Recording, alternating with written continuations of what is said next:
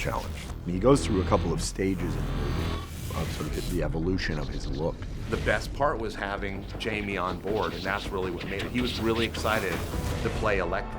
Deborah Scott, who's our magnificent costume designer, would get him into the costume, and he dons this absolutely super cool, super villain costume that I love. I think it just, when I saw that, I was like, this cannot be any cooler. That was a tricky costume to do because it was based on a uniform in this environment of Ravencroft Institute. The biggest challenge was like, oh my God, now he's got to wear black rubber. I hope it doesn't look like a wetsuit.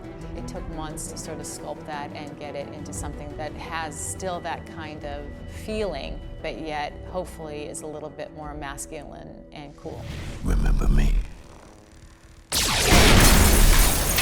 remember seeing photos, and I went to Jamie. I said, have you seen the supervillain costume yet? He's like, no, what's it look like? I said, this dude, you're gonna be the most badass supervillain ever. Some of the early renderings of his suit, I liked the black suit. I couldn't deal with the green and yellow suit. It just didn't feel right to me. I felt I wanted him to be a little bit more badass. I couldn't figure out a justification for yellow suspenders. We do have a small lightning bolt. You know, we had to reduce it and move it because, you know, some of those things it just doesn't work anymore to the contemporary eye. I'm trying to make this feel a little bit more real. I wanted to have a real rationale for this stuff. And I felt like, well, all the people that were treating Max Dillon were wearing these static or protected suits so that they could interact with him. And so when he comes out, at the beginning, he's essentially naked. So he needs something to wear, so he steals one of the suits of the people that have been effectively torturing him. I will get results.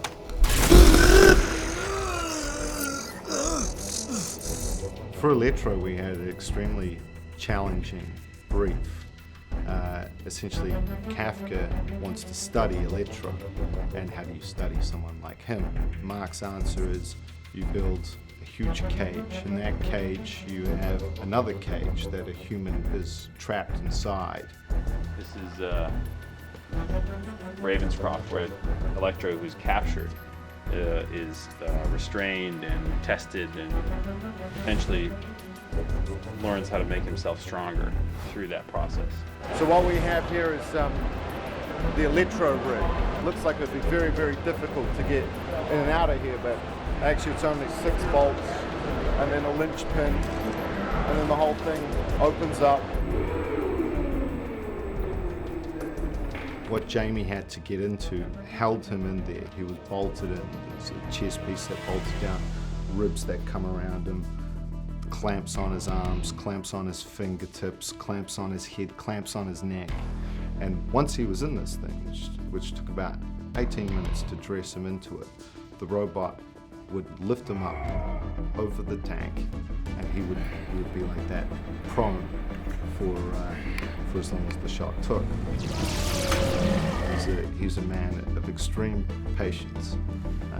He never complained, never grizzled, but I know that can't have been a comfortable experience. But visually, what they got in that set was fantastic. The whole thing just came together beautifully.